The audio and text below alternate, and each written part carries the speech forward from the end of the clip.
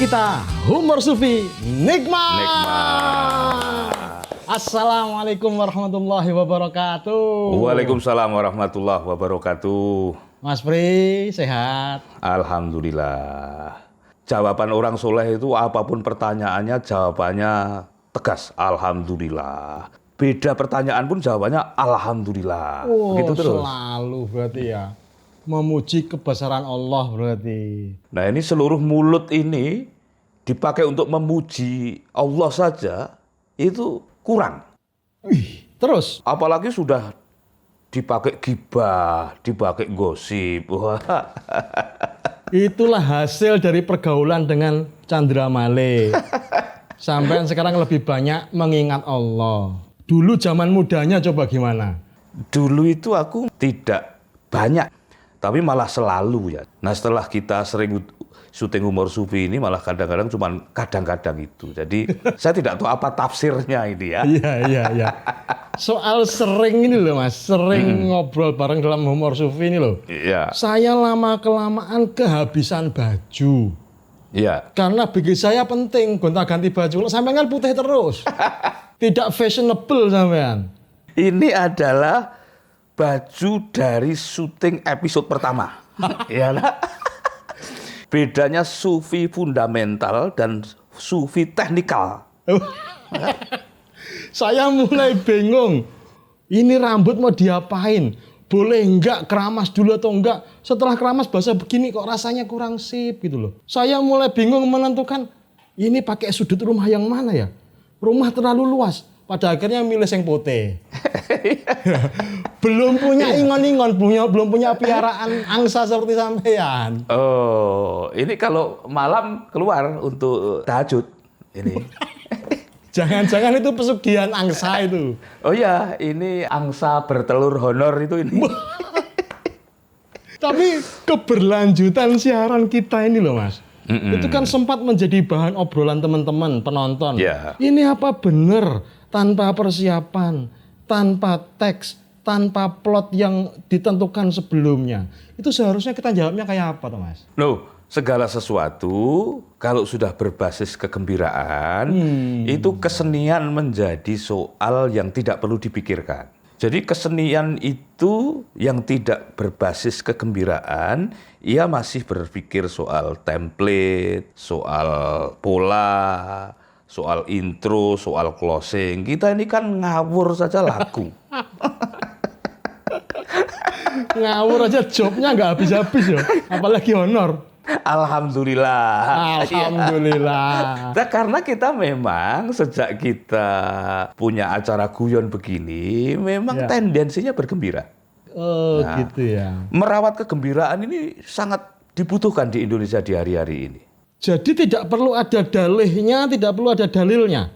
Ya dalil itu kan diunggah kalau kita terpaksa saja tuh. Dalil itu. Keadaan-keadaan terpaksa itu kan bagi orang-orang dengan frekuensi tertentu jarang sekali muncul keterpaksaan itu. Iya. Kita melakukannya sukarela tanpa paksaan, jadi kita nggak merasa perlu berdalil gitu. Iya, karena mudah menjadi jelas segala sesuatu itu. Jangan emang nggak punya dalil. Ini caranya orang yang tidak hafal dalil ini harus pintar memanipulasi. Iya.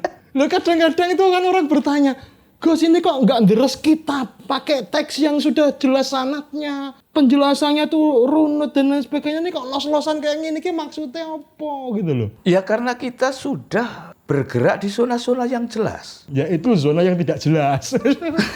Bergerak sih zonanya molak-malik gitu pokoknya.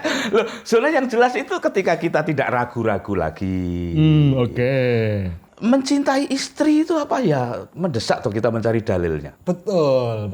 Ya. Apalagi menjalankan sunahnya, ya toh? Nah, itu kan sudah dijamin oleh hukum akal sehat. Iya.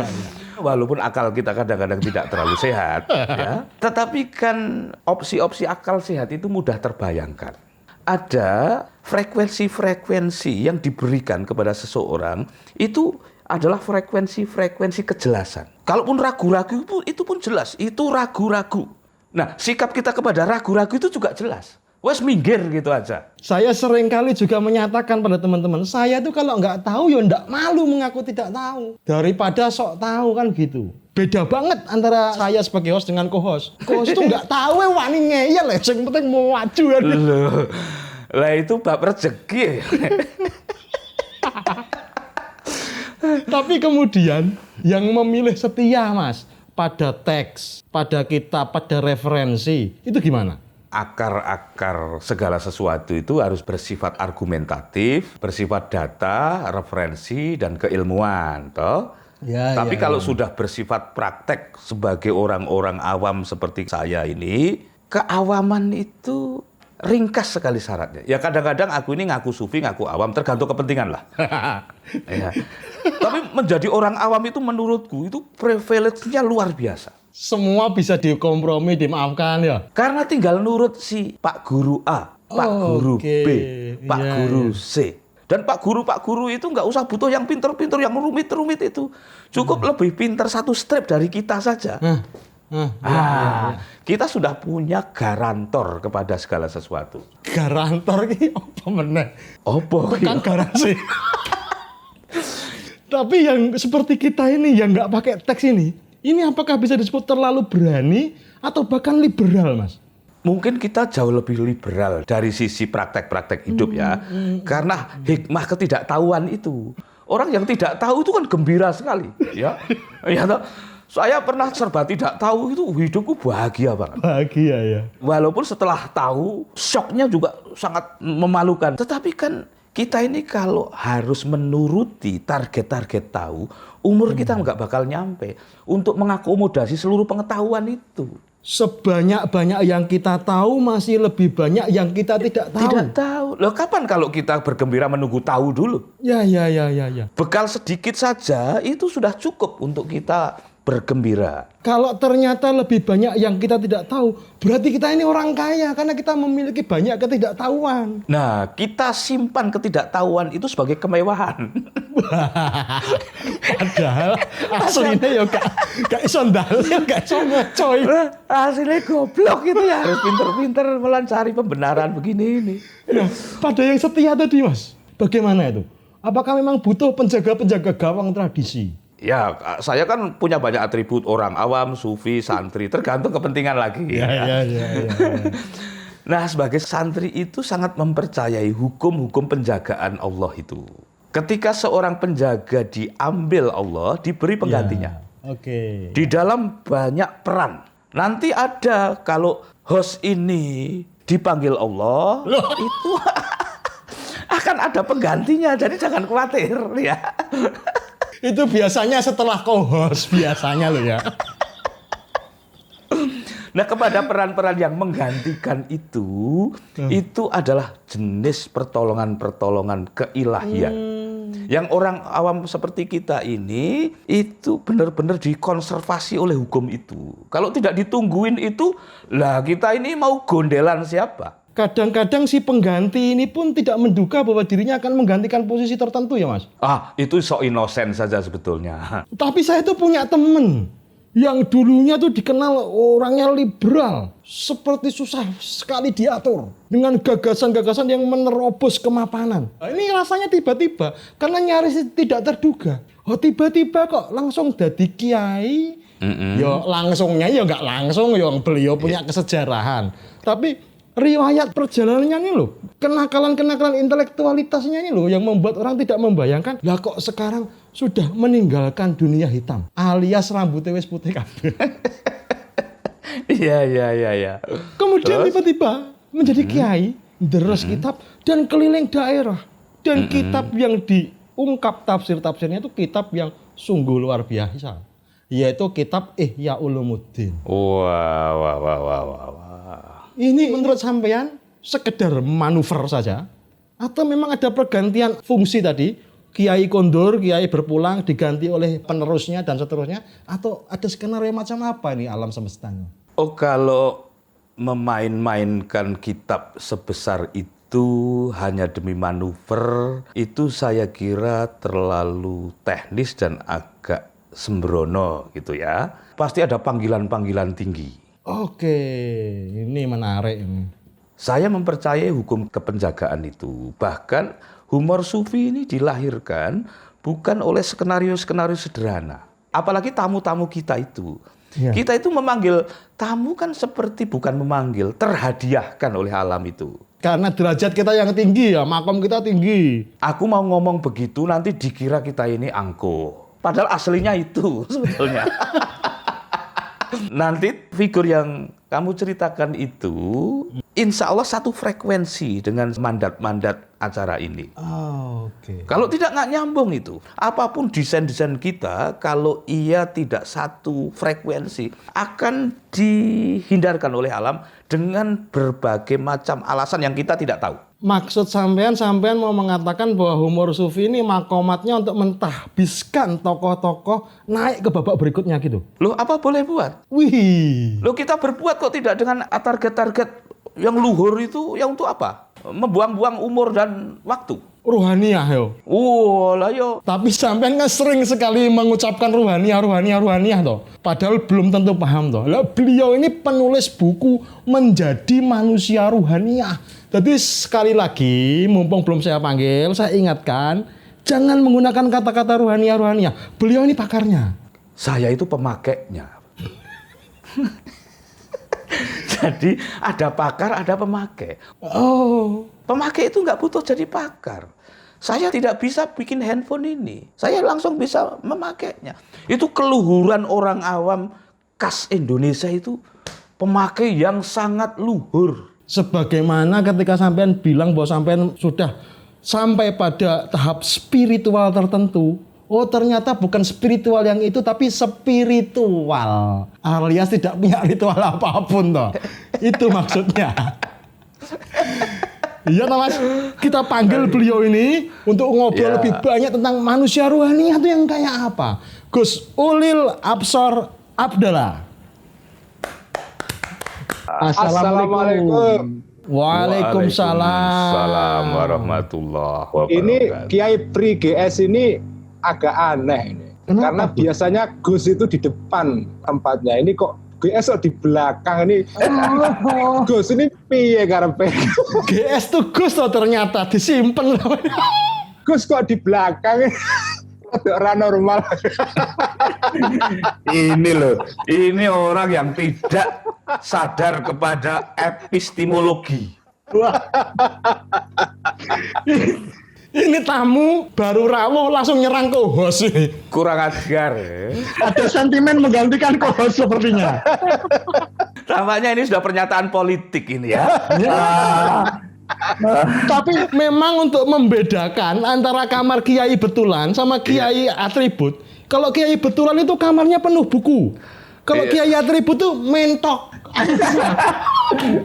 Loh, itu ciri-ciri sufi di dalam praktek. Oh. Jadi sudah bersahabat dengan seluruh makhluk.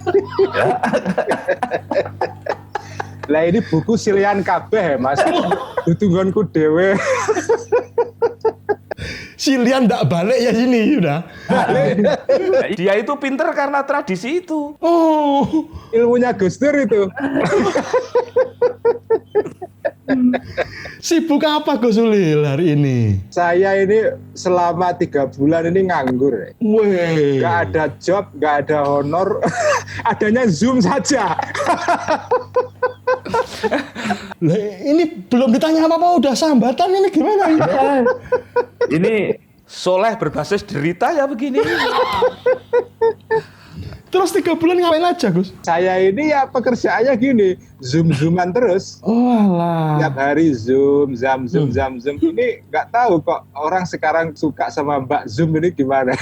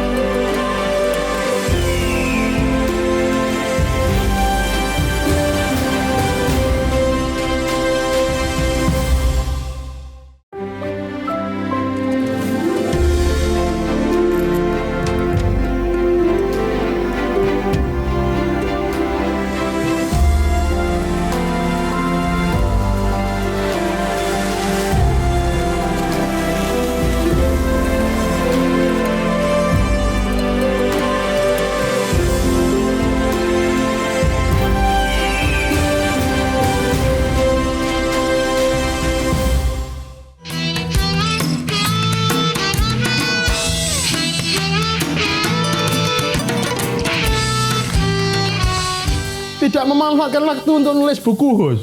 Ya kadang-kadang kalau lagi sempat nulis, tapi lebih banyak saya sekarang zoom-zooman.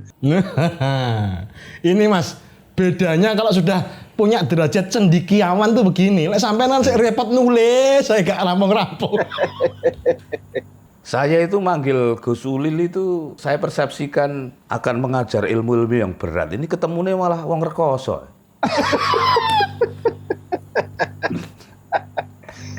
Rekoso golek duit itu level kita ya Gus ya, sampai punya acara begini ini. Wah gelo aku ini. Nah, kita semua rekoso ini. Berarti kesibukan keliling daerah itu ngaji ihya itu langsung terhenti, Gus? Wah terhenti ya, tapi kita kan sekarang ngajinya semua pakai online ya. Jadi ini menarik ya. Saya dulu kan ngaji online itu 3 tahun yang lalu. Pada saat semua orang ngajinya offline. Dan ketika itu ya masih sedikit yang online ya. Nah sekarang kok semua orang ngaji online semua. Itu artinya saingan atau gimana ini, Gus? Jadi ini berkah pandemi itu sekarang online jadi mode. Ya kami juga dapat job online terus ini. Lancar ya Mas honormu, Mas? Banget. Kalau saya main Zoom tapi nggak bernilai job ini.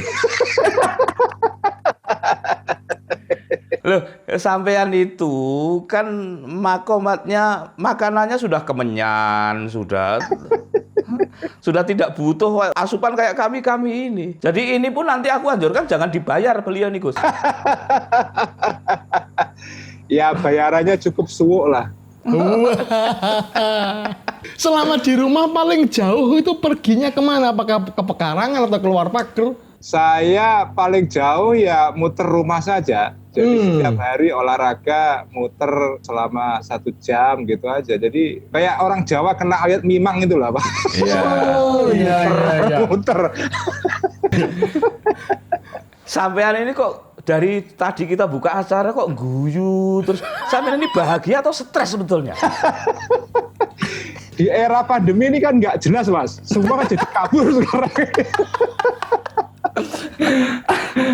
Ayo agak serius ayo. Gus sampean biasanya pertanyaanmu itu kan sok pinter gitu loh. Loh, sampean yang punya ide ngundang Gus Ulil loh, sampean loh, tanggung jawab apa? Lah tapi sampean kan yang menyetujui.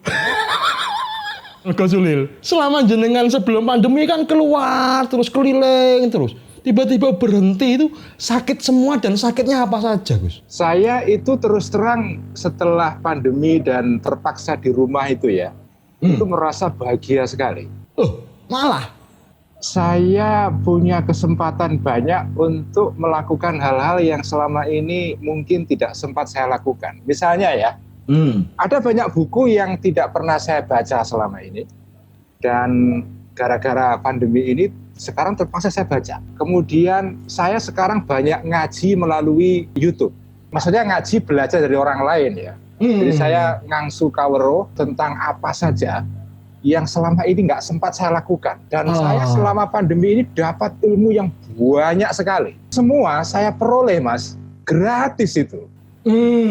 Jadi saya nggak perlu bayar. Tapi kalau dipaksa untuk nanti memberikan kepada orang lain dengan sedikit diolah-olah mungkin juga bisa menghasilkan honor.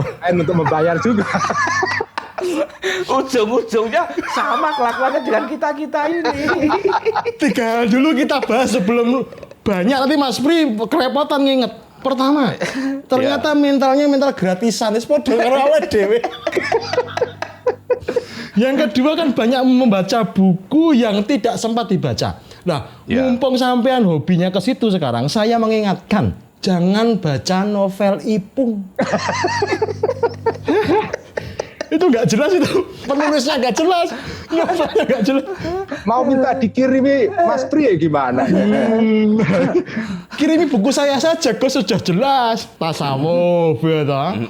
Puisi sastranya bagus-bagus. Tadi sebelum saya masuk kan saya memantau kan, secara rohani saya sudah memantau tadi itu.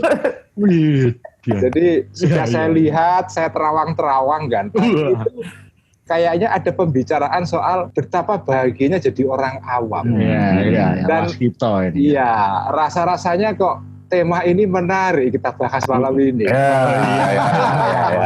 Loh, saya ini tamu kok malah ngusul ke tema itu piye? Ini kudeta ini jelas nih. Kita sudah sadar kalau tamu kita kurang ajar sudah sejak intro tadi itu. Jadi bebas ya. Iya. Nah, justru saya mau berangkatnya dari yang ketiga, Mas. Kan yang ketiga belum tadi. Sanat YouTube. Ini kan sebelum era itu apa itu? Itu disinfektan itu. Nah, ini menarik ini, Gus Chandra. Saya mau masuk di sini ya. Iya. Soal sanat ini. Nanti kita ngomong soal betapa bahagianya menjadi orang awam. Iya. Tapi soal sanat ini penting. Saya mau masuk di sini.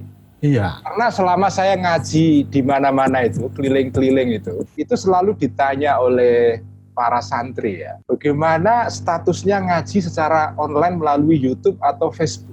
Nah, itu sanatnya nyambung atau putus itu ya? ya, tergantung WiFi sebenarnya. Jawaban yang humor adalah sanatnya nyambung kalau koneksinya nyambung. Kalau enggak ya enggak nyambung. Iya. Nah yang serius begini, jenengan itu ngaji itu nggak punya sanat. Nah tetapi yang disebut sanat itu kadang-kadang menimbulkan salah paham pada sebagian orang. Sanat itu sebagian orang memahaminya, orang belajar tentang satu kitab atau satu buku, jelas gurunya, gitu kan? Ya. Itu namanya sanad ya. Pemahaman seperti ini itu tidak salah. Tapi sanad yang sebetul-betulnya menurut pemahaman saya itu adalah jenengan itu punya guru yang ngajarin jenengan dari nol sampai jenengan paham. Nah, karena begini, nggak mungkin belajar itu tanpa guru. Tapi tidak mungkin juga semua ilmu kita pelajari lewat guru. Karena guru itu tugasnya adalah seperti Bung Karno. Dia itu ngantar orang sampai ke gerbang kemerdekaan. Setelah itu, ya monggo jenengan jalan sendiri. Setelah jenengan bisa berdiri, baca dan paham, silakan baca buku seterusnya secara otodidak. Tapi jenengan tidak bisa baca buku kalau nggak ada guru pertama yang membuat sampean itu bisa berdiri. Paham, iso moco, iso ngerti kedudukan ilmu ini, di mana letaknya dan seterusnya. Nah, sampean itu belajar lewat YouTube, nggak bisa kalau nggak ada guru dulu yang membuat kita bisa paham tentang ilmu yang diajarkan lewat YouTube. Gitu. Nah, makanya jenengan belajar agama lewat YouTube itu nak langsung ujuk-ujuk belajar, memang nggak bisa. Iya. Karena sampean ibarat anak-anak hurung iso ngadeg wis kepengin main bola, ya ora iso. Jadi sampean wis kudu ngadeg sik, iso mlaku, iso melayu. Nah, baru main bola. Nah, setelah bisa berjalan dan bisa berlari, monggo main bola dan bisa belajar sendiri, bisa pakai pelatih dan seterusnya. Itu Mas Pri, tahapan-tahapannya jelas. Sampai ini buru-buru pinter pengennya. Aku tidak buru-buru ya Gus, aku lahir saja langsung pinter. Lah gimana itu? Itu memang kategori lain itu. Dari dunia lain. Loh, karena kalau sanatku itu dibuat ketat, aku jadi kecil hati, aku nggak punya sanat. Sebetulnya Mas Pri ya, semua orang itu ada sanatnya. Orang nggak punya sanat itu. Tolong orang-orang seperti kami ini mbok tentramkan, Kang Ulil. Jadi orang seperti Gus Chandra, ini kan kalau Mas Pri kan Gusnya di belakang kan, Gus ini kan. Gus. Kalau Gus Chandra kan di depan, kalau Mas Pri Gusnya di belakang. Itu bukan Gus, itu guru soleh. Jadi orang seperti jenengan-jenengan ini itu sanatnya jelas, cuma kita nggak tahu siapa sumber sanatnya itu. Alhamdulillah jelas, walaupun orang jelas. Wah, aku menyesal ini ngundang tamu ini. Jadi semua orang itu pada dasarnya pasti punya guru. Kadang-kadang kan gini ya, orang itu nganggep kalau guru spiritual itu kudu iso maca kitab, kan? Kudu ngerti bahasa Arab. Banyak orang yang bisa baca kitab dan bisa paham bahasa Arab, dia tidak punya kualitas spiritual. Itu Itu yang kita miliki toh Mas Pri, kualitas spiritual itu toh. Kita punya kualitas spiritual tapi nggak punya kitab. Kacau kita ini. Nah, ini saya mau bercerita, Gus Chandra ya. Iya, iya. Ada seorang wali besar. Ini wali yang saya kagumi karena kitab-kitabnya itu luar biasa. Imam Abdul Wahab Asy-Sya'rani. Ini orang Mesir ya. Dia mursyid Thariqah Syadziliyah. Salah satu kitabnya Al-Mizan Al-Kubro yang banyak dikaji di pondok pesantren, terutama kalau bulan puasa kayak kemarin ya. Iya, iya. Nah, Imam Sya'rani itu punya guru yang dahsyat sekali. Nama gurunya adalah Imam Ali Al-Khawwas. Nah, Imam Sya'rani ini ulama besar sekali, alim. Ketika beliau berguru dengan Syekh Ali Al-Khawwas, itu orang-orang heran. Karena Syekh Ali Al-Khawwas ini orang buta huruf. Ora iso nulis, ora iso maca. Iya, iya, iya. Nah, ketika Imam Sya'rani berguru kepada Syekh Ali Al-Khawwas, syarat pertama, ini mengagetkan sekali. Syarat pertama dia harus membakar semua buku-bukunya. Berhenti membaca. Berhenti membaca, bakar semua buku-buku sampean sebelum sampean menjadi murid. Wah. Wah, angel toh. Oh, kalau buat saya gampang, wong saya nggak hobi baca. Dan tidak punya buku. Wah, iya itu. Nah, kamu ini mau bakar apa saja kesulitan. Singkat cerita, Imam Sya'rani membakar semua buku-bukunya. Dan kemudian berguru kepada Syekh Ali Al-Khawwas ini. Tapi setelah beberapa saat, Mas Pri, memang buku yang lama hilang semua. Ya. Tapi setelah itu dapat buku baru dalam pengertian pengetahuan ya, berupa ilham, ilmu-ilmu hikmah yang dia tidak punya sebelumnya. Ya, ya, ya. Dan setelah itu beliau ngarang kitab, salah satunya adalah tadi yang saya sebutkan judulnya Al-Mizan Al-Kubro, yang itu luar biasa isinya dan manfaatnya bagi jutaan orang Islam sampai sekarang. Itu logikanya gimana, Gus? Diajak meletakkan logika, itu logikanya gimana, Gus? Cerita ini sebetulnya menggembirakan bagi orang-orang yang tidak punya buku. Alhamdulillah. Jadi buku itu bagi para sufi-sufi yang sudah sampai makom tertentu ya, itu bisa jadi hijab itu. Itu yang saya yakini, Mas Pri. Wah, sudah pasti, saya sudah menduga itu. Dan saya merasakan, Mas Pri, saya itu merasakan kadang-kadang buku itu menghijab saya dari pengetahuan. Misalnya begini, Gus Chandra ya. Ya. Saya misalnya mendengarkan ceramah misalnya, orang lain kan. Ya. Kadang-kadang muncul itu perasaan arogan itu ya. Wah, yang disampaikan kiai itu sudah ada dalam buku yang sudah saya baca sebelumnya. Akhirnya saya nggak mau dengerin serius. Atau misalnya saya kan habis subuh mencoba mendengarkan ceramah-ceramahnya Mas Pri kan. Kan beliau punya pengajian habis subuh. Walaupun saya diam-diam. Itu nggak mutu loh pengajiannya loh, padahal saya tuh nggak pernah ikut dengerin itu. Aku kalau ngerti sampean nonton, aku langsung off itu. Itu isinya luar biasa walaupun tidak ada kitabnya. Oh, pujian ini berarti ini. Makanya sekarang saya belajar betul untuk setiap saya mendengarkan orang bicara, itu kemudian saya mencoba tanda kutip ya, memakai ilmunya Imam Sya'rani. Yaitu apa? Saya bakar buku saya. Dalam pengertian, buku-buku yang saya baca itu, saya hentikan dulu, nggak mempengaruhi pikiran saya. Saya mengosongkan diri, seolah-olah saya ini ya orang dari nol belajar. Ya, ya. Jadi saya membakar buku saya, tapi tidak membakar secara real ya, tapi saya bakar secara pikiran, secara virtual. Kalau tidak saya bakar, saya nggak mau mendengarkan orang lain. Apalagi ber-GS kan gitu loh. Wah, apalagi saya nggak akan mendengarkan Mas Pri setelah subuh itu kalau nggak saya bakar ini buku saya. Nah, tapi Gus, sudah terlanjur tahu Gus, pembebasan dari rasa tahu itu bagaimana? Itu memang tidak mudah, Gus Chandra ya. Saya butuh waktu lama itu. Sampai sekarang pun kadang-kadang muncul juga ego dan merasa sok pinter gitu ya. Wah, kadang-kadang kan ada itu orang yang karena bisa baca kitab, ngerti bahasa Arab, pernah mondo itu kan sok pinter gitu. Padahal belum tentu juga. Loh, kalau sampean kan sok pinter ada modalnya memang pinter. Kohos saya ini enggak pinter tapi sok pinter. Tapi dia ini nggak pinter tapi sebetulnya pinter. Nah, itu yang istimewa itu. Wah, kelihatannya tidak tahu tapi tahu. Itu kan wali itu. Syukur. wali murid. syukur.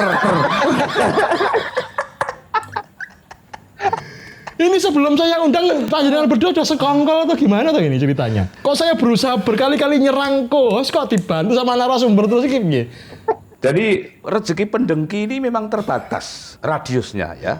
Seuntung-untungnya pendengki masih untung orang soleh dan ingat serta waspada. Itu ketoknya kok pujangga dari Semarang yang bilang begitu. Gus, pembebasan dari pengetahuan ini Gus, apa bisa disebut sebagai mengumikan diri Gus? Bisa juga ya, karena begini, nah sekarang kita masuk ke segmen, loh kok saya yang ngatur gimana ini? Enggak apa-apa. Tamu kita kan lebih pintar dari hostnya, jadi silahkan di take over. Loh kok malah saya yang ngatur, masuk ke segmen berikutnya. Jajane sopo moderator?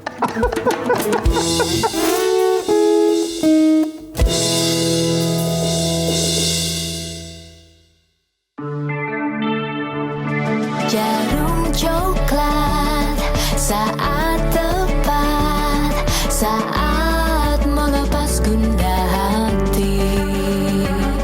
Hanyut dibuai rasa mantap, senang mengenang hati puas. Jarum coklat saat santai, larut dalam malam permai. Suasana seimbang tepat, jadi nikmat jarum coklat. Suasana seimbang tepat, Jadi nikmat jarum coklat.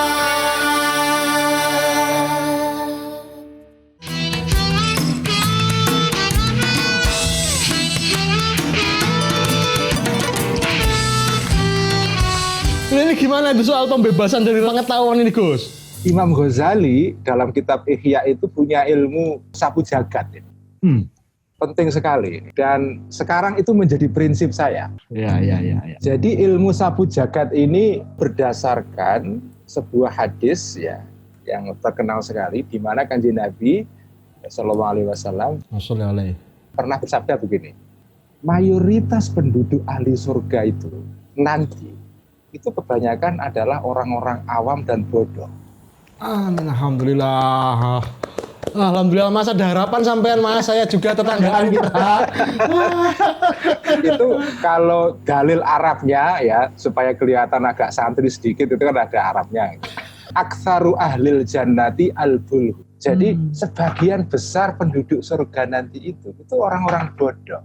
Nah, hadis ini sebetulnya itu dulu sudah pernah saya baca, tapi saya nggak paham. Saya baru paham setelah dijelaskan oleh Imam Ghazali. Jadi hadis ini itu artinya bukan mendorong orang untuk bodoh massal. Oh. Bukan artinya terus mari kita rame-rame jadi orang bodoh, orang yang tidak belajar. Bukan begitu. Artinya itu sebetulnya adalah agama Islam itu tidak menaruh syarat yang terlalu tinggi untuk masuk surga itu. Surga itu tidak milik orang yang lulusan S1, S2, atau S3. Surga tidak elitis. Iya, nggak elitis loh. Kalau surga hanya milik S3 saja, itu ya nggak menarik. Karena orang-orang S3 ini kalau kumpul kan ngomongnya, nanti kan akademis, referensi ini, nggak menarik itu. Menarik. Justru hidup ini menarik karena orang-orang awam yang menjalani kehidupan sehari-hari sambil udut, sambil ngopi, kan enak itu. Iya. Jadi saya menggambarkan surga itu kok ya nggak jauh-jauh dari kehidupan sehari-hari kita itu. Ya orang-orang yang seperti Mas Bri, Gus Chandra, gitu-gitulah. Jadi malah belum tentu Gus Ulil ahli surga ya. Ya saya sih berharap nimbrung sama Mas Bri karena diundang acara malam ini. Sampean tanya Mas, sampean ini senengannya terkagum-kagum sama bintang tamu. Aku tidak ada tamu humor sufi yang tidak aku kagumi. Oh. Bayangkan aku mentok saja aku kagumi. Loh kalau jenengan melihat Gus Ulil coba kekagumannya atas dasar apa saja? Untuk kagum itu kan tidak butuh ilmu yang berat-berat toh. Tidak butuh harus bersanad ini, hafal kitab itu untuk kagum ya. Misalnya kagumku itu sangat simpel dan seluruh orang bisa mengagumi dengan sudut pandang ini. Kok mau ya Gusmus menerima Ulil sebagai menantunya? Itu aku kagum sekali. Itu keajaiban itu. Iya. Kalau pilihannya antara Gus Ulil sama Pri GS, ya pilih Gus Ulil saya. Loh, aku kalau dulu ngerti Ulil itu diterima, mungkin aku ikut berkompetisi. Tapi karena aku sudah underestimate dulu kepada situasiku, wah, aku menjadi mengizinkan orang-orang yang aku anggap satu gelombang untuk mengambil jatahnya dulu. Ya, ini penting diceritakan kepada publik. Sampeyan jadi menantunya Gusmus itu yang stres siapa? Mertuanya atau menantunya? Dua-duanya, Mas. Wah, Dua-duanya. Kita atur kengko iki. Ini Gusmus meresani loh itu. Kalau yang stres dari via Gusmus jelas. Tapi saya juga stres, Mas. Karena saya harus membuat diri saya itu supaya sumbut. Saya memaksa diri saya itu supaya layak dianggap sebagai menantunya Gusmus. Itu tugas berat sekali, Mas. Nah, kayak jenengan kan yo ringan karena gak ada beban. Ini kurang ajar ini. Nah iki suul adab karo wong tuwa nah iki aku ora trimo nah iki. Le, gawe teh panas le Bapak le. Iki aku panas sih hatiku iki. Jujur banget loh ini bintang tamu kita ini. Jujur iki kok nglarani hati ya Gus ya. Beratnya kayak apa, Gus? Tapi kan ya begitu kenyataannya kan. Jadi saya juga beban berat sekali. Tapi sebetulnya begini, Mas Pri ya. Ini bagi saya ajaib ya. Ada kiai-kiai yang tidak menimbulkan rasa ewuh pakewuh yang terlalu tinggi pada kita. Kan ada dua jenis kiai dari sudut ini ya. Ada kiai yang kita itu sungkan. Ada kiai yang ya berwibawa, kita hormati, karismatik ya. Tapi kita itu santai di sampingnya itu. Iya. Nah, mertua saya itu adalah, saya kok malah menganalisa mertua ini ora sopan lah. Jadi ini saya mohon maaf karena ini provokasi Mas Pri. Kalau ada dosa-dosa ya Mas Pri yang menanggung. Pertanyaanmu sekali aja bermasalah itu, Mas Pri.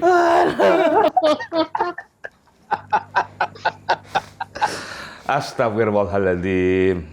Saya punya kiai yang kategori pertama, yang bikin saya sungkan karena kealimannya, karena wibawanya. Tapi saya berhadapan juga beberapa kiai yang alim sekali, berwibawa, tapi kita tidak merasa takut.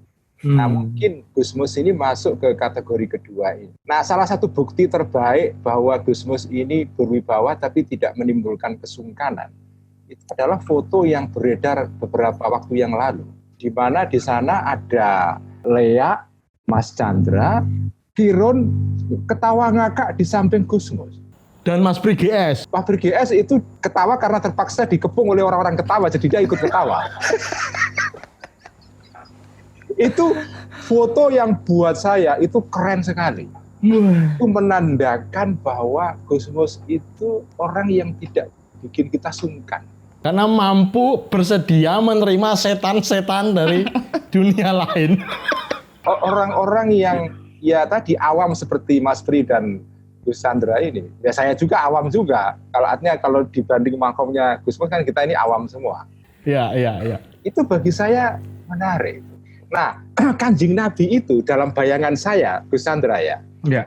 Kanjeng Nabi itu ya mungkin tidak persis ya, tapi tak pikir-pikir itu kayak kira-kira ya, profilnya itu begitu. Buktinya apa? Di dalam Al-Quran itu ada ayat dalam surat Al-Ahzab itu diceritakan di sana Allah itu berfirman, kalian itu kalau mertamu kepada Kanjeng Nabi sudah disuguhi makanan, itu jangan cangkruan di sana. Setelah dikasih makan pulang.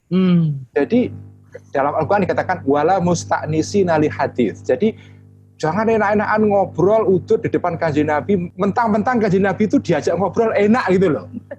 Kanjeng Nabi. Jadi ayat itu sebetulnya secara implisit memberikan pengertian bahwa Kanjeng Nabi itu orang yang kalau diajak ngobrol itu enak. Sehingga para sahabat itu suka cangkruan di rumah Kanjeng Nabi. Saking ekstrimnya sampai turun ayat mengingatkan para sahabat itu, kamu jangan begitu karena itu kan mengganggu privasi Kanjeng Nabi. Inna dzalika yu'dhin Nabi. Jadi itu ya kamu kalau sudah kasih makan ya pulanglah, jangan terus nongkrong. Kanjeng Nabi itu begitu, rumahnya itu open house terus. Kalau orang datang makan dikasih makan. Itu kan kayak Gus Musri kan? Mas Pri sudah tahu lah. Mas Pri itu kalau di Rembang pasti bukan hanya dikasih makan, minta makan beliau, Pak. Saya tahu itu. Halah kok ya melu guriku. Itu aja masih ngantongi kok. Itu teguran berarti buat kita, Mas Pri. Jangan cangkruk terlalu lama. Tamu yang lain antri, Mas Pri. Ini malah Mas Pri ini acting mijeti Gusmus berlama-lama. Itu maksudnya mijeti itu gimana toh Mas Pri dengan itu? Begini ya, ilustrasi Gus Ulil tadi itu lebih memantapkan saya untuk lebih bahagia atas berkah keawamanku.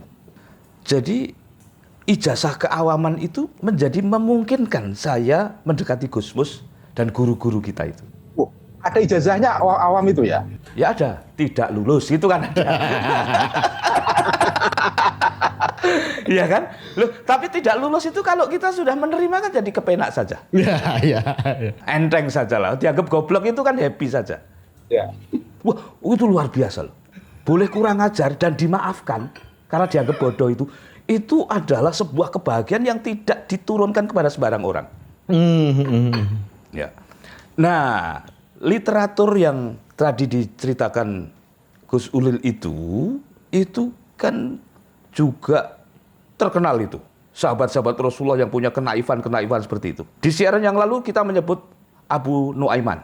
Ya, betul. Ini salah satu patriot perang Badar. Delodoknya nggak umum-umum. Dan Rasulullah sangat mencintai tokoh itu. Ya. Sementara sahabat-sahabat sering mengkritik adab dia. Rasulullah itu kalau dekat orang ini happy gitu ya. Kayaknya kok Mas Pri kok menjiwai betul sahabat ini ya. Karena begini, ini ada teorinya ya. Walaupun teorinya aku ngawur ya. Ya mana pernah nggak ngawur sampai itu. Begini, kepribadian itu ada pola. Jangankan kok kepribadian, timbre suara kita saja itu ada polanya. Ebit itu berpola kepada Jos Feliciano misalnya. Maka satu pola suara itu kalau nyanyi milik lagu dia itu pasti happy. Saya itu atau sampean itu juga pasti melakukan identifikasi kepada pola-pola yang linear itu. Aku ini bukan sok GR ya, karena Abu Nuaiman ini kadang-kadang aku nggak setuju juga dengan cara kurang ajarnya itu. Tapi aku kalau tidak menahan diri bisa serupa itu, dosis kurang ajarku itu. Tapi yang menarik, kekurang ajaran semacam itu kok ada dalam sejarah gitu loh. Iya. Dan nggak apa-apa dan dicintai. Walai alhamdulillah banget ya. Dan masuk surga. Alhamdulillah lagi. Alah iya. Saya melihat jarang santri yang sok dekat dengan cara mijitin Gusmus. Jarang. Mungkin mereka nggak berani, mungkin mereka sungkan, aku nggak urusan. Wah, aku pijit. Karena itu akses ilmu laduni satu-satunya yang bisa aku bayangkan. Transfer langsung ya? Arab gundul aku nggak bisa. Arab gondrong apalagi juga nggak bisa juga. Wah, Arab ruwet malah aku bisa.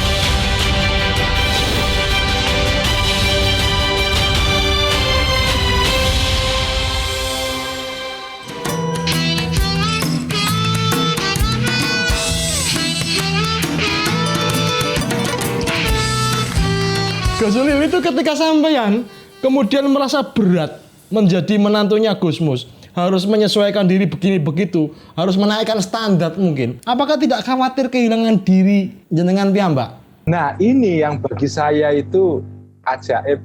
Ya, ini mungkin terlalu lebay karena memuji-muji mertua ya. Tapi memang ini kenyataan, ini fakta. Jadi saya memang secara tidak langsung dituntut untuk menaikkan standar saya. Tetapi ini bukan menaikkan standar yang menjauhi diri saya. Tapi justru malah mendorong saya menjadi diri saya sendiri. Wih, ya. Itu kan unik ya. Ada tuntutan kepada kita untuk menjadi sesuatu. Tapi kadang-kadang tuntutan ini menjauhkan kita dari diri kita yang sebenarnya. Seringkali begitu. Tuntutan sosial yang kita terima dalam kehidupan sehari-hari itu umumnya menjauhkan kita dari diri kita yang sesungguhnya. Ya. Itu kalau kita mengikuti tuntutan ini ya kita makin stres.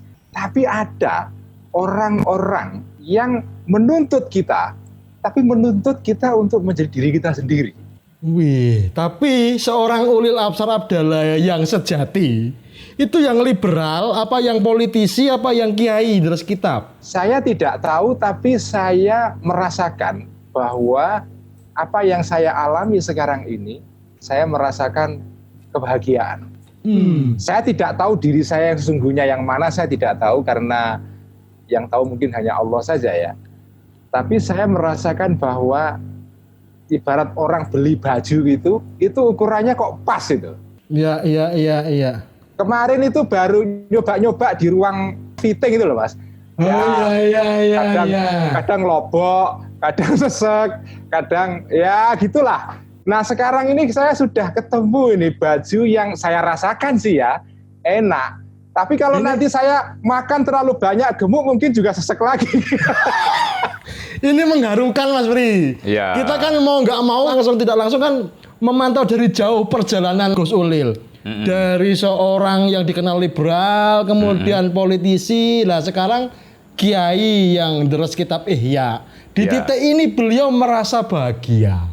Mas Pri yang pasti lebih dulu mengenal Gus Ulil daripada saya, karena lebih tua toh, bukan karena lebih dulu ya gimana lebih tua. Itu melihat ini perjalanan yang mengharukan ini gimana Mas? Sebetulnya bagi orang-orang yang bijaksana seperti saya ini perjalanan yang sangat biasa saja. Artinya yang memahami Ulil itu sebagai kontroversi itu kan karena cara berpikir beliau terlalu berat kepada tokoh ini. Nah saya ini kan tidak mengizinkan otak saya untuk berpikir yang berat-berat. Karena memang nggak mampu. Karena ada soal-soal itu yang dipikirkan dengan ringan saja itu rampung gitu loh. Kalaupun ada ininya, ada itunya, ada anunya dari seorang Ulil itu, nggak tahu dari mana saya dulu dapat ilham ini. Oh, itu lumrah anak muda. Kira-kira gitulah dulu itu. Oh, iya. Anak muda yang pintar itu harus begitu. Beda sekali dengan anak mudanya Pri GS zaman itu ya. Nah, karena aku kan tidak pintar langsung bijaksana aku ini. Itu namanya meloncat itu. Meloncat lebih rendah, bukan lebih tinggi. Aku teruskan ya. Aku teruskan telaahku yang luar biasa ini. Saya dihadiahi beberapa isyarat gitu ya. Hampir terhadap segala sesuatu yang saya minati. Ya. Misalnya Gus Ulil ini. Dulu divonis mati. Ya di tahun-tahun berapa ketika salah satu artikel beliau itu Dihalalkan darahnya. ya mati ini sudah diwacanakan kan. Kebetulan waktu vonis-vonis itu sedang ada di peak seasonnya, saya ada di dalam Rembang, sowan Abah Gus Mus. Oh iya. Nah di situ ada simbol-simbol kecil yang bagi saya simbol itu ekspresinya bisa bersifat parodis, sufistik, bisa juga bersifat ya kuwi ora penting kira-kira gitu. Saya yang harus menafsirkan, tetapi hati saya itu langsung merasakan, oh ini berarti yang ramai itu di sana, di sini itu sama sekali. Ayem, ya. Kira-kira begitu. Saya ceritakan atmosfernya ya. Saya ceritakan. Ya. Yang mungkin Kang Ulil sendiri belum pernah saya ceritakan. Kita bahkan waktu itu belum sempat ngobrol. Aku dengan Abah saja. Saya kalau manggil Abah itu Om dulu itu. Ketika aku masih agak kurang ajar itu ya. menunjukkan kedekatan yang ya agak-agak sama makomnya lah ya. Iya. Dan itu Luar biasa. aku menjadi malu. Ya. Justru karena Gusmus itu bukannya duka, bukannya marah, itu kemana-mana diceritakan. Gusmus itu sayangnya tidak kerso ngendiko kasar gitu loh. Tapi kalau saya kasarkan, iki bedes iki kira-kira gitu kalau saya kasarkan. Iki satu-satunya bedes yang ngundang aku, Om ini bedes iki. Kira-kira gitu loh kalau saya kasarkan itu. Cuman kan tidak mungkin beliau itu begitu.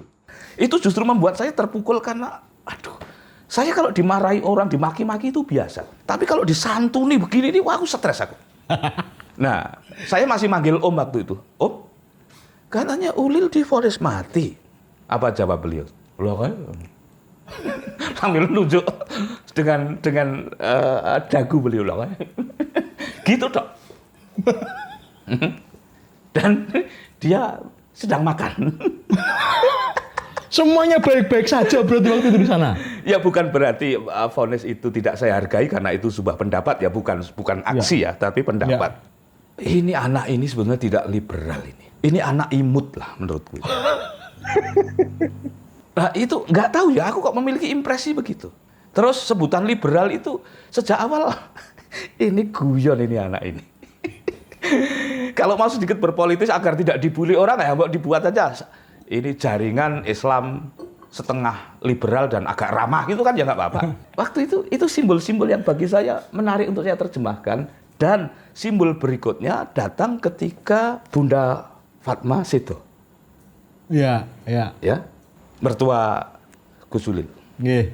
Ya, kesedihan tidak terlalu terdisplay gitu ya di rumah induk itu. Bahkan Abah sendiri itu menyambut tamu seperti sebuah persamuan biasa. Dan justru menghibur kita yang sedih ya Mas. Iya. Dan aku padahal sudah pasang mimik. Ini gimana nih aku nih? Iya. Ini nggak sopan nih kalau aku nggak sedih. Kira-kira gitu loh. Itu apa ekspresi beliau ketika melihat kedatangan kami orang-orang yang tidak penting itu memeluk dan saya hanya tidak tega untuk mengintrodusir kalimat beliau itu ya. Tetapi benar-benar kalimat yang tidak terduga karena itu sama sekali tidak mengekspos situasi itu. Nah, terus saya melihat Ulil dari kejauhan. Ya biasa. Ya khas Ulil gitu ya. Cengenges ke sana happy gitu. Orang liberal gimana? Berarti ada sesuatu yang disimpan Gus Ulil yang tidak kelihatan. Tapi saya memotret Gus Ulil. Ketika di balik lalu lalang crowd pentakziah itu, Gus Ulil itu sendirian bertahlil. Ya, bagi saya ini santri. Pada dasarnya ya. Soal pemikiran-pemikiran, oh itu rekreasi. Ya, nggak tahu ya. Aku kok diturunkan tafsir begini karena mungkin aku ini orang-orang yang dikasihi oleh para kiai-kiai itu. Tukang pijatnya kiai. Lepas dari tafsir ini benar atau salah, bagiku, aku ini mudah tentram kepada kontradisi-kontradisi itu. Oh iya. Kepada kontroversi-kontroversi. Jangan-jangan kontroversi-kontroversi itu pada skala tertentu tidak ada. Ini Gus Ulil kayak nyimak banget loh, serius loh nih. Saya menikmati betul ini. Saya sedang membakar buku saya sekarang dan membaca buku baru sekarang. Jadi tafsirmu diterima Mas Bri itu. Entah itu benar atau tidak. Jujur saja saya mungkin orang yang dulu-dulu, sekarang sih saya sangat sopan ya. Dulu ada pertanyaan-pertanyaan yang mungkin orang lain tidak tega, saya tega. Walaupun pertanyaan itu sebenarnya menggembirakan saja. Contohnya? Bah, mantu abah kok ngoten niku pripun? Enggak usah dijawab pun, jawabannya terasa di hati saya itu. Apa tentu tidak ini semiotika, tidak. Ya. Dan juga tidak berusaha membela ya. Enggak berusaha membela.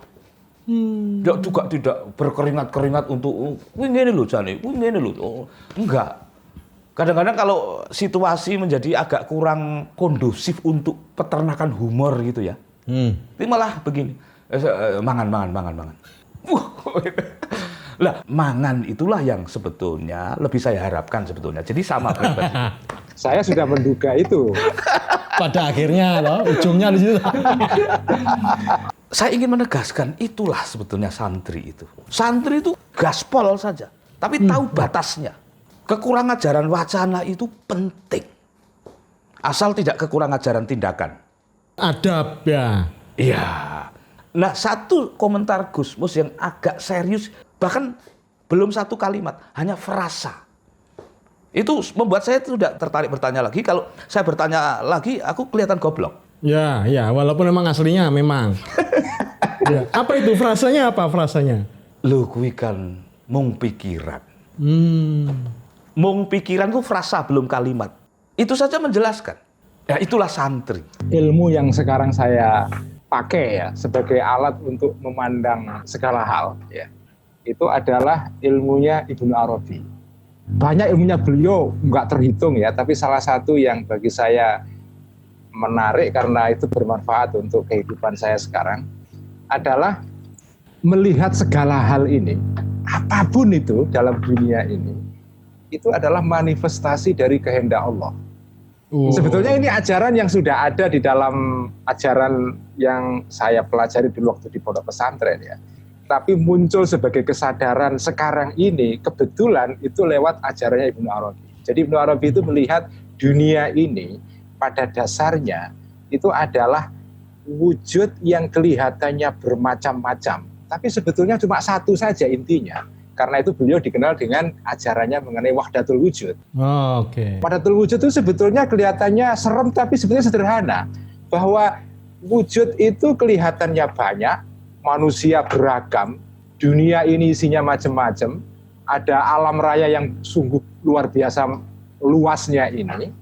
Tapi sebetulnya intinya itu kan satu saja sebetulnya.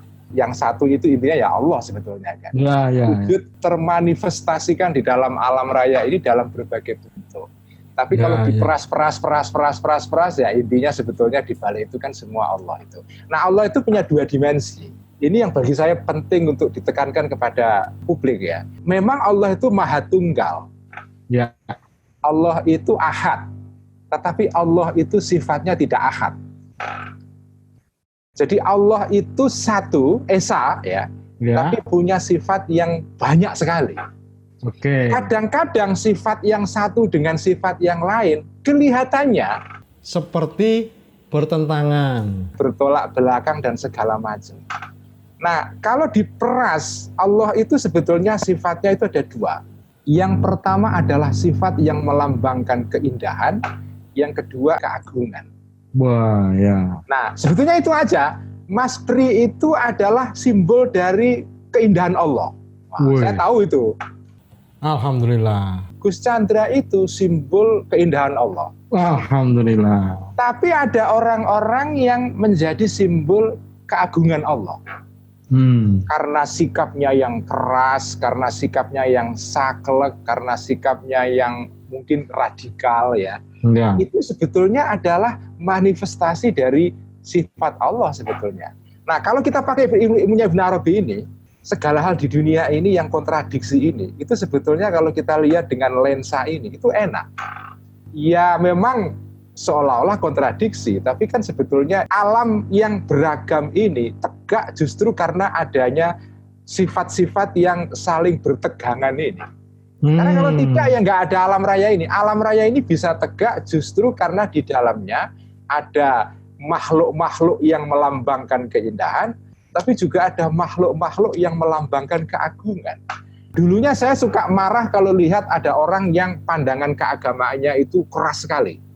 Konservatif, fundamentalis, radikal, dan persis kelahiran pikiran-pikiran liberal saya sebetulnya kan untuk mengkritik itu. Kritik pemikiran-pemikiran keagamaan yang bagi saya itu aneh karena bagi saya itu bertentangan dengan ajaran Islam yang saya dulu peroleh di pesantren. Tapi sekarang saya mulai agak sedikit bisa menerima. Jadi artinya ya memang ada orang seperti itu, ya begitulah dunia. Kalau semua orang seperti Mas Pri semua kan membosankan dunia ini. Apalagi seperti Chandra Malik itu. Terus dua orang ini ketemu terus piye? Saya sekarang ya moga-moga ini saya pakai terus ya. Inilah ilmu Ibnu Arabi yang bagi saya penting. Jadi segala sesuatu itu kalau ditelaah itu sebetulnya ya dari Tuhan juga asal-usulnya. Iya. Cuman itu sesuatu yang sudah kita pahami lama ya Mas Pri ya. Ya gayamu itu. Ya kalau saya tidak memahami kehendak Tuhan ya saya mana mau nerima seorang PGS jadi co-host. Memang adanya begitu. Loh, sama. Aku kalau tidak paham itu mana bisa aku bersahabat denganmu itu. Nah, iya. Berarti kita sudah lama menggunakan pendekatan Ibnu Arabi itu ya Mas ya. Nah, jadi gini Mas Chandra ya, ini menarik. Yang disebut dengan ilmu hikmah itu ilmu kuno. Kalau dalam tradisi sufi itu ilmu sejak zaman Nabi Idris. Sejak zaman dulu sudah ada itu, sudah ribuan tahun yang lalu. Ya. Tapi uniknya ilmu kuno ini, inilah yang dalam istilah filsafat itu disebut dengan ilmu perennial itu ya. Ilmu perennial itu ilmu kuno tapi selalu aktual. Selalu kini. Ya selalu kini. Jadi ini beda dengan gadget. Kalau ada gadget baru yang lama langsung hilang. Tapi kalau ilmu kuno, ilmu perennial ini memang kuno. Tapi semua orang pada zamannya masing-masing merasakan kebaruannya. Jadi ini ilmu Ibnu Arabi ini sudah ada dari dulu. Cuma masing-masing orang itu mengalaminya dengan caranya sendiri-sendiri. Sama dengan putus cinta itu loh. Ya dari dulu kan banyak orang putus cinta. Tapi kenapa kok lagu putus cinta selalu ada? Ya. Itu gimana coba itu? Menemukan konteksnya masing-masing, tafsirnya sendiri-sendiri. Betul. Jadi ada ilmu perennial, ilmu kuno yang tidak akan pernah lapuk itu. Nah ilmu-ilmu seperti ini menurut saya sekarang kurang dihargai. Hanya di acara seperti inilah dihargai itu. Makanya saya suka ada acara seperti ini. Wah, acara orang hebat. Iya tak? Oh, iya, acara penting ya Mas Pri ya? Kita ini kalah pinter dibanding jarum coklat. Oh, ini ada sesuatu. Lah ini. tanpa jarum coklat. Loh, ini yang biayai mereka. Oh. Sebetulnya saya menduga acara ini lahir juga karena rasa hormat saya kepada rokok sebetulnya. Ya. Nggak tahu, itu mungkin laduni jenis lain lagi. Saya melihat fakta-fakta terutama di sekitar provinsi saya ini. Loh, Mas Pri ini di bumi atau di mana ini? Di bumi ini ya? Di samping telaga pribadi ini. Tak kira neng langit ini mau.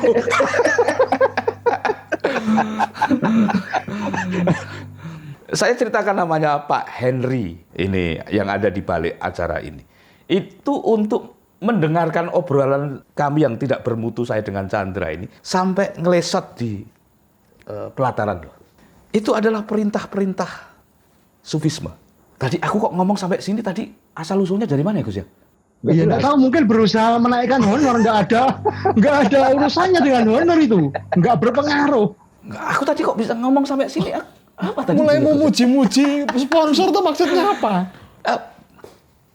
Aku ini orang yang inosen dan mudah takjub itu loh kepada ketulusan itu. Nggak urusan itu sponsor, nggak itu tamu, nggak itu host, itu aku bahagia saja.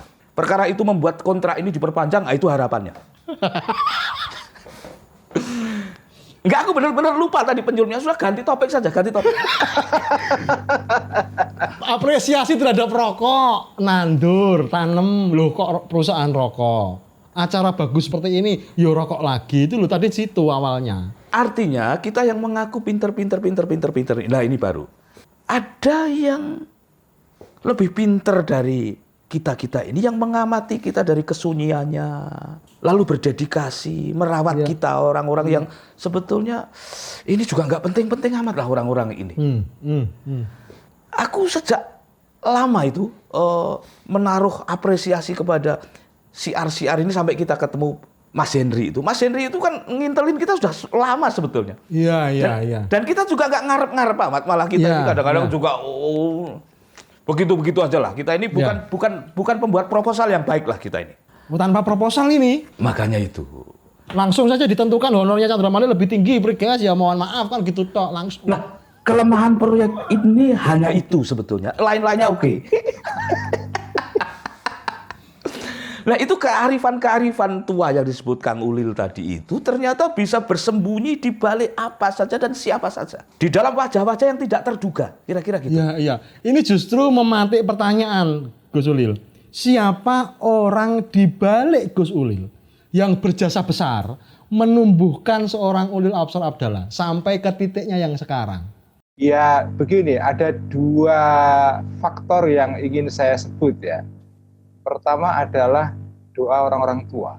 Saya yakin betul kakek-kakek saya, orang tua saya, ibu saya, ayah saya banyak berbuat tindakan yang baik, dan mungkin karena itulah Allah itu menolong saya. Makanya dalam ajaran akidah ala pesantren itu akidah Asy'ariyah ya.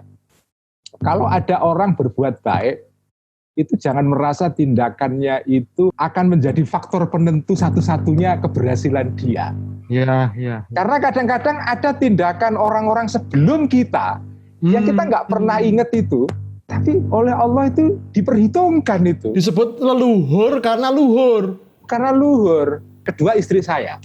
Oh, Karena saya ngaji kemana-kemana itu kan antara lain karena peran dari istri saya. Mbak Admin ini ya. Pokoknya saya ini tanpa peran dan tangan dingin istri saya, itu nggak bisa jalan. Termasuk acara malam ini saya mau hadir itu kan karena diyakinkan oleh istri saya itu. Kurang ajar. Ini pelecehan ini. Berarti Mbak Admin tuh lebih yakin pada kita daripada Gus Ulil ya? Iya, lebih sadar prospek Mbak Admin itu. Iya, tahu gitu Admin aja. Yang kita jadikan narasumber. Jadi saya menganggap bahwa peran istri itu luar biasa besar, dan karena itu ya sekarang saya itu setiap faset di dalam acara-acara saya selalu ingat pentingnya peran perempuan itu. Saya ini jujur ini nggak guyon ya. Jadi terus terang orang-orang yang berperan di dalam proses saya yang terakhir ini itu sebagian besar perempuan. Iya. Saya kan akhir-akhir ini membawa tema atau menjadi manusia rohani. Iya. Nah, menjadi manusia rohani itu kira-kira ya standarnya menjadi manusia seperti Mas Pri lah, kira-kira begitu. Itu karena visualnya ya. Itu visualnya itu.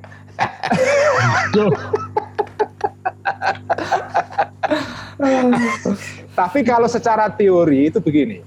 Ini ilmunya Abah ini, ilmunya Gusmus. Ya. Itu kalau terjemahan saya adalah menjadi manusia rohani adalah salah satu tandanya kalau jenengan bisa melihat orang lain sebagai manusia, bukan sebagai benda barang yang patut dieksploitasi untuk ketenaran kita. Itu kan kadang-kadang kelakuan para host kan begitu itu apa? Itu kelakuan host tertentu ya begitu itu. Ya memang. Saya mengeksploitasi kebodohannya Pri GS. Saya kupas habis-habisan. Nah, ilmunya Abah ini mengharukan buat saya karena ya sederhana ya, tapi betapa Abah itu kalau ngaji kemana-mana itu temanya ini. Nah, ini bedanya antara kiai pesantren dengan dosen di kampus ya. Orang kampus itu kan kaidahnya adalah pokoknya sampean itu setiap menulis harus ada hal baru yang disampaikan. Ya. Disertasi itu dianggap disertasi kalau jenengan membawa hal baru. Kalau sesuatu sudah dikatakan orang sebelumnya, ngapain dikatakan lagi? Ya. Itu bukan disertasi namanya nyontek. Ya. Itu kalau dunia kampus. Tapi kalau dunia kiai lain, Gus Chandra. Ya. Dunia kiai itu tadi itu ilmunya ilmu kuno itu, ilmu perennial. Memang segala hal itu diulang-ulang, diajarkan terus. Gusmus itu kemana-mana ngajinya ya temanya itu. Memanusiakan manusia. Gak ada yang baru. Tapi justru repetisi itu penting. Karena begini, akhlak itu timbul bukan karena hal baru. Jenengan belajar akhlak itu karena setiap hari Ditanamkan pelan-pelan seolah-olah jenengan itu mengulang hal yang sama setiap hari. Sahabat itu dulu dikisahkan ya, mereka belajar Quran itu 10 ayat itu 1 tahun. Kenapa? Ya karena 10 ayat tidak sekedar hanya dibaca, difahami, tapi dilaksanakan dulu. Dilaksanakan, diulang-ulang, gagal, usaha lagi, usaha lagi. Setahun baru selesai 10 ayat. Nah kalau sekarang, orang kan yang dikejar itu kuantitas. Hafal Quran dalam waktu 6 bulan. Wah. Saya tidak mengatakan itu jelek ya. Saya sekarang nggak mau itu sudah dulu lah ya. Ya semua ada manfaatnya. Wes tobat. Semua ada manfaatnya. Cuma kalau menggunakan ilmunya para kiai ini, ilmu kuno itu. Jadi ilmu itu memang harus diulang-ulang. Iya. Jangan setiap saat mengatakan hal yang baru. Apa gunanya jenengan membawa ilmu baru yang lama belum dilaksanakan?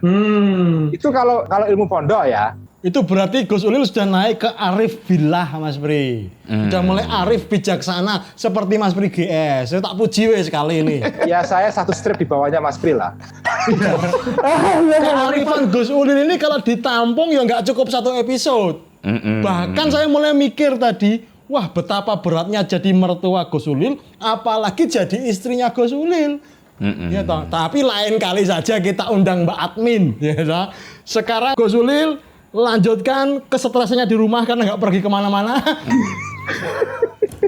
Dan pesan saya, hobi membaca ini jangan sampai membaca novel Ipung. Oh gitu ya. Kalau saya dikirimi gimana? Nggak mungkin. Dibakar. Terima kasih atas kehadirannya, sehat selalu. Chandra, terima kasih. Wassalamualaikum warahmatullahi wabarakatuh. Waalaikumsalam warahmatullahi wabarakatuh. Alhamdulillah. Wah, gayeng ya, gayeng.